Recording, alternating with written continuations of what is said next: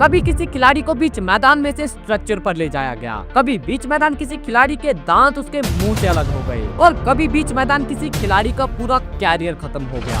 और ये सब हुआ सिर्फ एक बॉल की वजह से जिसे बाउंसर कहा जाता है। और आज की ये वीडियो डेडिकेटेड है क्रिकेट हिस्ट्री में डाली गई the most nastiest and helmet crushing bouncers के ऊपर। So let's start the video with number 15। आपने बाउंसर्स पर हेलमेट्स को टूटते तो कई बार देखा होगा, लेकिन ये एक ऐसी बाउंसर थी जिसने इस खिलाड़ी के मुंह से उसके दांत अलग कर दिए थे। I think you'll need a bit of dental work there. Well, Daniel Flynn retired hurt for 4. साल 2008 में इंग्लैंड और न्यूजीलैंड का टेस्ट मैच हो रहा था। न्यूजीलैंड की तरफ से डैनियल फ्लिन नाम का ये खिलाड़ी बैटिंग कर रहा था और ओवर डाल रहे थे जिमी एंडरसन। और जिमी एंडरसन की ये बाउंसर बैट्समैन के हेलमेट की ग्रिल्स को पार करके सीधा उसके मुंह पर लगती है, जिससे कि बैट्समैन के दांत टूट गए थे। Oh, he's got hit in the helmet. I don't think it was that short. He was trying to make a pull shot, but it's a surprise. Oh no, there's blood there. Flynn's got hit in the mouth. There's no doubt about that. The young man. Number 14। इस bouncer ने batsman का हाल क्या कर दिया था, पहले आप वो देख लो। Oh, that's going a nasty one. That's nasty. Through the helmet. And he's in a bad way, unfortunately. ये मैच साल 2002 में इंग्लैंड और ऑस्ट्रेलिया के बीच पर्थ में खेला गया था और ये बाउंसर क्रिकेट हिस्ट्री के one of the most brutal गेंदबाज ब्रेट ली ने इंग्लैंड के खिलाड़ी एलेक्स ट्यूडर को डाली थी। और इस बाउंसर का इम्पैक्ट सीधा एलेक्स ट्यूडर की आंख पर हुआ था, जिसकी वजह से एलेक्स ट्यूडर इतनी बुरी तरह से लोटपोट हुए थे। और यही उनकी लास्ट टेस्ट अपीयरेंस भी थी, क्योंकि इसी बाउंसर ने एलेक्स ट्यूडर का कैरियर सिर्फ 10 मैचेस के बाद खत्म कर दिया था। Direct hit. Possibly got through the gap between the peak and the guard. I'd say it might have hit the ear flap, and in fact, appears to just miss the flap. Number 13। अक्सर knockout की बात boxing matches और fights में होती है, लेकिन ये एक ऐसी बाउंसर थी जिसने क्रिकेट फील्ड पर भी इस खिलाड़ी को नॉकआउट कर दिया था। और नॉकआउट भी ऐसा हुआ कि खिलाड़ी अपने पैरों पर नहीं बल्कि स्ट्रेचर पर ग्राउंड से बाहर गया था। ये मैच अगेन पर्थ की पिच पर हुआ था, जो कि साल 1994 में ऑस्ट्रेलिया और साउथ अफ्रीका के बीच खेला गया था। अब इसमें इंजर होने वाले खिलाड़ी का नाम था पीटर कर्स्टन और इस डेडली बाउंसर को डालने वाले गेंदबाज थे ग्लेन मैगरा की ये गेंद ब्लाइंड स्पॉट से बाउंस हुई, जिसके आगे कर्स्टन की आंखें बंद हो जाती हैं और बॉल का इम्पैक्ट सीधा जाकर होता है कर्स्टन के साइड ब्रेन से एंड वो ऑन द स्पॉट नॉकआउट हो जाते हैं। Oh dear, he's down and out. That's a nasty one. Didn't move either way, just stood there, Peter Kirsten. That is a nasty blow. Glenn McGrath looking away. It's a sad moment for both batsman and bowler here, but that was poorly played, but it was certainly a very sharp delivery. Poorly played. This is a nightmare delivery. Number 12। अब जो bouncer है उसने भाई batsman के कान से खून निकाल दिया था। अगेन इस बाउंसर को भी ऑस्ट्रेलिया के एक बॉलर ऑन करते हैं जिनका नाम है मिचेल जॉनसन। साल 2014 में साउथ अफ्रीका के सेंचुरियन ग्राउंड में ऑस्ट्रेलिया और साउथ अफ्रीका के बीच एक टेस्ट मैच खेला जा रहा था और इस टेस्ट मैच में मिचेल जॉनसन की ये वेल डायरेक्टेड बाउंसर सीधा जाकर साउथ अफ्रीका के ऑलराउंडर रायन मैक्लेरन के कान पर जाकर लगती है। अब इस बाउंसर की स्पीड 148 किलोमीटर पर आवर से भी ज्यादा थी और जब इस स्पीड से बॉल का इम्पैक्ट हुआ तो मैक्लेरन के कान से खून निकल आया था। In the mid-wicket region.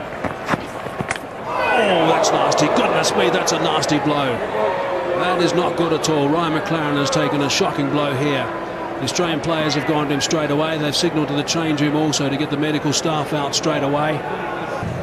It's Brandon Jackson rushing out straight away. Obviously a bit of a split around the ear area. Number 11। जिन लोगों ने देखा होगा वो जानते होंगे कि ब्रैंडन मैकलम क्रिकेट हिस्ट्री के one of the most fearless batsman में से एक थे, जो कि 150 प्लस की स्पीड से डाली गई बॉल पर भी स्टेप आउट करके उसे छक्का मार देते थे। लेकिन ब्रेट ली की इस बाउंसर के आगे मैकलम का फियरलेस अंदाज भी कुछ कर नहीं पाया था। Brett Lee. That's a sure one. It's hit him. Sconed him right in the grill. And there might even be a bit of blood, and there is. Yeah, that's nasty. That's cocked him in the nose, and ये बात है 2011 big bash league के इस opener match की। Brett Lee के तो 40 plus की speed से डाली गई इस बाउंसर पर मैकलम पुल करना चाहते थे, लेकिन बॉल की बाउंस ज्यादा होने की वजह से मैकलम बॉल को मिस कर देते हैं और बॉल सीधा उनके मुंह पर हिट करता है। और ऐसा भी नहीं था कि बॉल हेलमेट की ग्रिल्स पर हिट करा था, बल्कि ये बॉल ग्रिल्स को पार करके सीधा मैकलम के नाक से टकराया था और इस इम्पैक्ट की वजह से मैकलम का नाक खूनम खून हो गया था। Martin Love, the physio for Queensland. Oh, that's gone straight through. That's got through the grill, straight on the nose, and oh, gee, that's a nasty blow. Number 10। अब ये वाली जो बाउंसर है इसमें आपको बैट्समैन के रिएक्शन से तो ज्यादा फील नहीं होगा, लेकिन एक्चुअल में ये बाउंसर भी काफी ज्यादा डेंजरस थी, क्योंकि ये बाउंसर भी हेलमेट की ग्रिल्स को पार कर गई थी और इसका इम्पैक्ट डायरेक्टली बैट्समैन के फोरहेड पर हुआ था। ये bouncer India versus south Africa के टेस्ट मैच में जसप्रीत बुमराह डीन एल्गर को डालते हैं। इस बॉल पर सडन बाउंस के चलते डीन एल्गर को रिएक्शन का ज्यादा टाइम नहीं मिला और बॉल उनके हेलमेट को पार करके सीधा उनके फोरहेड पर हिट करता है। Oh, goodness gracious me. Wow. That is a nasty blow. That has hit him right on the grill. You can see his expression. He is quite shocked by that. Let's have a look and check out this length.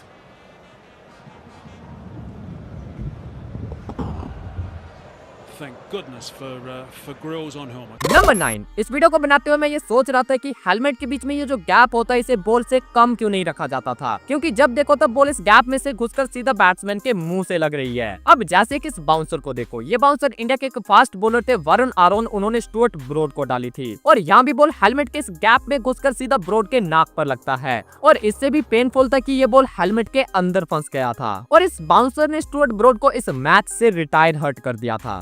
Square leg now. He's picking another one on. Actually, that's nasty.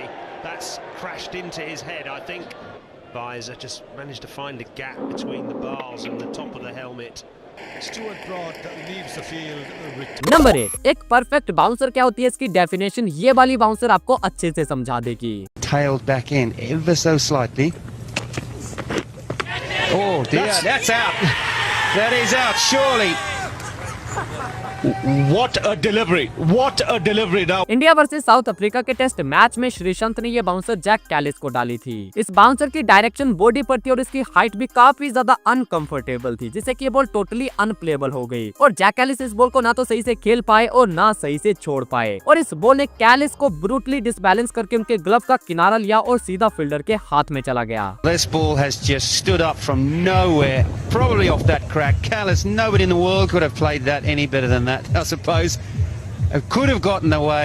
Number 7। World cricket में जब pull shot खेलने का जिक्र होता है तो उसमें Australia के एक्स कैप्टन रिकी पोंटिंग की अच्छी खासी रेपुटेशन है, क्योंकि मैक्सिमम लोगों का मानना है कि पुल शॉट खेलने में रिकी पोंटिंग की टेक्निक सबसे बेहतर होती थी और उनके पास बाकी खिलाड़ियों के मुकाबले थोड़ा सा एक्स्ट्रा टाइम भी होता था, जिससे कि वो तेज गेंदों पर भी बढ़िया से पुल शॉट खेलते थे। लेकिन स्टीव हार्मिसन की इस बाउंसर पर ना तो पोंटिंग की टेक्निक उनका साथ देती है और ना ही उनका extra time.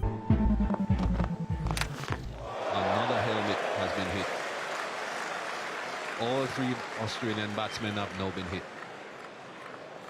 And he's been hit, but he's been hurt, Captain. That hit him hard, let me tell you. ये एक perfect and well directed bouncer थी जिसकी स्पीड 140 प्लस थी और जिस हाइट पर ये बॉल आई थी वहां से इसे पुल करना भी काफी ज्यादा डिफिकल्ट था और जैसे ही बॉल में सडन बाउंस दिखा वैसे ही रिकी पोंटिंग ने अपनी नजरें बॉल से हटा ली और बॉल ने सीधा उनके फेस पर चपेट मारी और पोंटिंग के फेस पर एक काफी बड़ा कट भी आ गया था। It's a good, it really is a good bounce of that. And that might require a change of helmet. Watch this now. It's done him for sheer pace, that. Number 6। Cricket में एक term का use किया जाता है जो कि है perfume ball और इस बॉल का मतलब होता है कि बॉल बैट्समैन के नाक के इतना नजदीक से गुजरे कि उसे लेदर की स्मेल महसूस हो जाए और ये वाली जो बाउंसर है इसे देखकर आप परफ्यूम बॉल को और भी अच्छे से समझ जाओगे। ये बाउंसर डालते हैं इंग्लैंड के मार्क वुड और इसका सामना करते हैं पाकिस्तान के आजम खान और भाई इस जानलेवा बाउंसर से खुद को बचाने में आजम खान के पसीने छूट गए थे। इस फोटो में आप साफ देख सकते हो कि बॉल को खेलते हुए आजम खान की आंखें बंद हो चुकी थी और उन्हें इस बॉल का कोई भी अता पता नहीं था। That's flown through and hit him. Butler appeals, umpire gives him out. Aligned straight over leg stump, bowled wide previously. This was just perfect. Bit of glove onto the shoulder. Number 5, Australia team के जो दो सबसे best test batter हैं वो हैं Steven Smith और Marnus Labuschagne. लेकिन Ashes 2019 में इन दोनों बैटर्स को जोफ्रा आर्चर की इन कैनन बॉल बाउंसर्स ने नॉकआउट कर दिया था। इस सीरीज में जोफ्रा आर्चर ने अपना टेस्ट डेब्यू करा था और वो जिस तरह की जानलेवा बाउंसर्स दाग रहे थे उन्हें देखकर ऑस्ट्रेलियन बैटर्स में काफी ज्यादा खौफ बढ़ गया था। पहले तो इस सीरीज के दूसरे टेस्ट मैच में जोफ्रा आर्चर की ये बाउंसर सीधा जाकर स्टीवन स्मिथ के गर्दन के पीछे लगती है।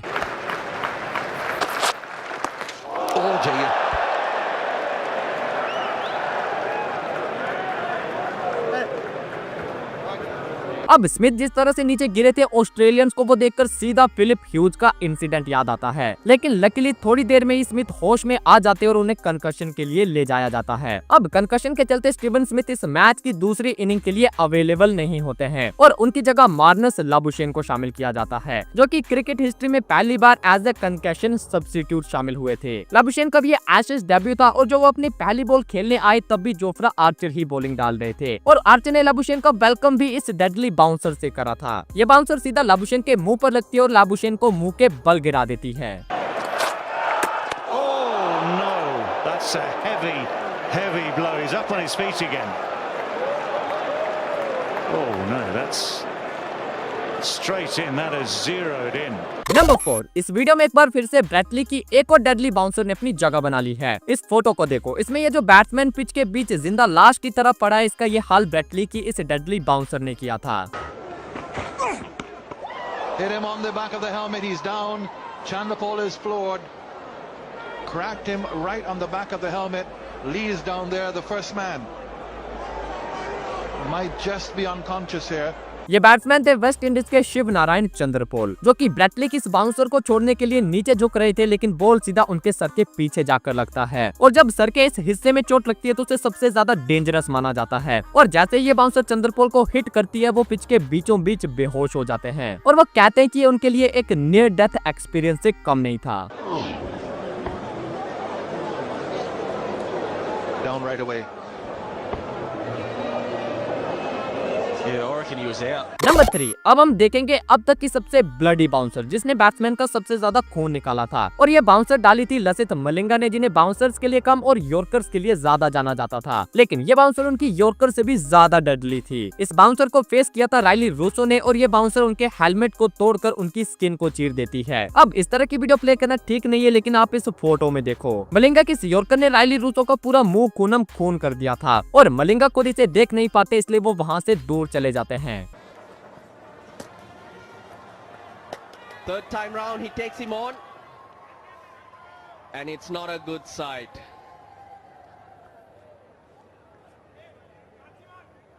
That was quick from Lasith Malinga, the quicker of the bouncers. Number 2, bouncer एक ब्रूटल बॉल है और जब ब्रूटल बॉलिंग की बात आती है तो उसमें सबसे ऊपर नाम था शोएब अख्तर का, क्योंकि भाई जब 150 प्लस की स्पीड से कोई बॉल आपको हिट करेगी तो वो ब्रूटल तो होगी ही होगी। और अख्तर ने अपनी ऐसी ही ब्रूटल डिलीवरीज पर कई सारे बल्लेबाजों को इंजर्ड भी किया था, जिसमें पहला नाम है गैरी कर्स्टन का। साल 2003 में खेले गए इस टेस्ट मैच में गैरी कर्स्टन शोएब अख्तर की इस नास्टी बाउंसर को पुल करने में चूक जाते हैं और बॉल सीधा उनकी आंख पर जाकर लगता है। Oh goodness me, that is a nasty one. Wow, that has hit him. That is very nasty indeed. Shoaib Akhtar's down there very quickly. Mohan Khan is there as well. They're asking for the change room, and that is not great. That is horrible for Gary Kirsten. अब इस bouncer का impact इतनी बुरी तरह से हुआ कि Kirsten के चेहरे से खून बहने लगा और इस फोटो में देखो कि इस बाउंसर ने उनके फेस का क्या हाल कर दिया था। अब इसी तरह की एक और बाउंसर याद आती है जब 2004 के चैंपियंस ट्रॉफी के सेमीफाइनल में शोएब अख्तर ने ब्रायन लारा को नॉकआउट करा था। अख्तर की इस डेडली बाउंसर के आगे लारा की आंखें बंद हो जाती हैं और वो ऐसी ऑकवर्ड पोजीशन में आ जाते हैं जहाँ से ना तो वो बॉल को सही से खेल पाते हैं और ना तो सही से छोड़ पाते हैं और ये बाउंसर फिर से एक ऐसी जगह लगती है जो कि ह्यूमन बॉडी का सबसे क्रिटिकल पार्ट होता है। Oh, that is a quick delivery. It's hit Lara. No, he got into an awkward position and he's in pain. This has hit him, I reckon, on the back of the head. You watch here, the way he reacts after being hit. It's an awkward position. It's missed the bat. It's just under his neck. The way he goes down, he knows he's in pain. Number 1, आप ये तो जानते होंगे कि cricket में बट्टा ball नहीं डाल सकते और अगर कोई बॉलर बॉल डालते हुए उसे थ्रो करता है तो उसे इलीगल माना जाता है और आईसीसी के इन रूल्स के चलते सुनील नारायण जैसे बॉलर को कई बार क्रिकेट से बैन किया गया था क्योंकि उनका जो एक्शन था वो रूल्स के अकॉर्डिंग लीगल नहीं था। लेकिन आप मुझे ये बताओ कि जब सुनील नारायण का ये एक्शन इलीगल था तो आईसीसी उस टाइम पर कहां था जब इस इंटरनेशनल मैच के अंदर ये अंडर आर्म बॉल डाली गई थी। अब इस बॉल की पूरी कहानी क्या थी, अगर आप ये जानना चाहते हो तो आपको ये वाली वीडियो देखनी होगी और आपकी फेवरेट बॉल कौन सी है वो आप मुझे कमेंट्स में जरूर बताना।